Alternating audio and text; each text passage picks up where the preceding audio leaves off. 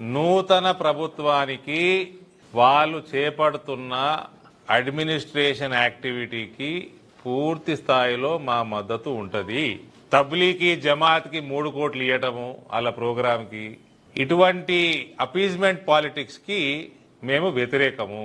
ప్రజలకి అందరికీ సమానంగా పరిపాలన చేసేది ఏ కార్యక్రమమైనా మేము సహకరిస్తాము. మన కొత్త ఇన్ఛార్జ్ మంత్రి జూపల్లి కృష్ణారావు గారు వచ్చిండ్రు. ఆయన నన్ను ఇన్వైట్ కూడా చేసిండు. ఆయన ఇన్వైట్ చేయగానే నేను వస్తా అని కూడా చెప్పినాను. 4 గంటలకి I will be part of it. మా ఎమ్మెల్యేలు కూడా దాంట్లో భాగంగా ఉంటారు. మేము సహకరిస్తాము.